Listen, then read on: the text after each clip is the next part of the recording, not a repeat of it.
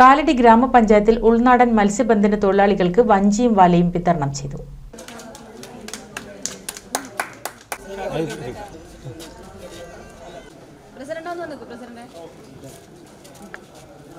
കാലടി ഗ്രാമപഞ്ചായത്ത് 2023-24 വാർഷിക പദ്ധതിയിൽ ഉൾപ്പെടുത്തി ഉപഭോക്തൃ വിഹിതം അടക്കം 2,40,000 രൂപ ചിലവിട്ടാണ് ഉൾനാടൻ മത്സ്യബന്ധന തൊഴിലാളികൾക്ക് വഞ്ചിയും വലയും വിതരണം ചെയ്തത്.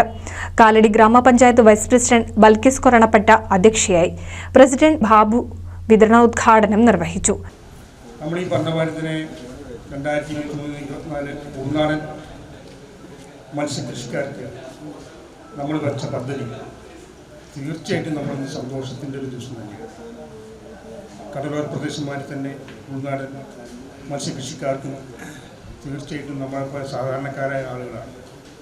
അവരെ നമ്മൾ കൂട്ടിച്ചേർത്തിക്കൊണ്ട് ഇങ്ങനൊരു പദ്ധതി വെച്ചതിൽ കൂടുതൽ നമ്മൾ ഭരണസമിതി ഒരുപാട് കാര്യങ്ങളൊക്കെ ചെയ്തു. അതിൽ കൂടുതൽ ആനന്ദേട്ടനും AS ആയാലും നമ്മളെ കൃഷി ഓഫീസറായാലും മറ്റേ മത്സ്യകൃഷി ഓഫീസറായാലും എല്ലാവരും അതിനു വേണ്ടി ശ്രമിച്ചിട്ടുണ്ട്.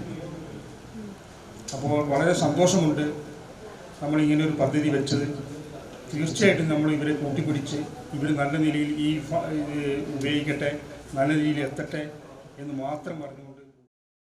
കാലടി ഗ്രാമപഞ്ചായത്ത് ആദ്യമായാണ് ഉൾനാടൻ മത്സ്യബന്ധന തൊഴിലാളികൾക്കായി ഇത്തരമൊരു പദ്ധതി നടപ്പിലാക്കുന്നത്. പഞ്ചായത്തിലെ വിവിധ വാർഡുകളിലെ 4 തൊഴിലാളികൾക്കാണ് വഞ്ചിയും വലയും നൽകിയത്.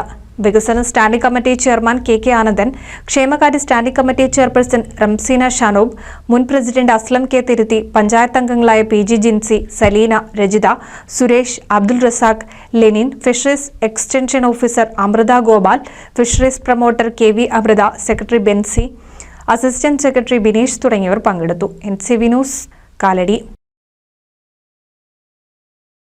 പുതുമയാർന്ന ഡിസൈനുകളിൽ ഡയമണ്ട് കളക്ഷനുകൾ, വിവാഹ പാർട്ടികൾക്ക് നേടാൻ സ്പെഷ്യൽ പാക്കേജുകൾ. സ്വാഗതം പുതുമയാർന്നൊരു ഷോപ്പിംഗ് എക്സ്പീരിയൻസിന്. Kerala golden diamonds, the family jeweller, main road, Vadakkekad.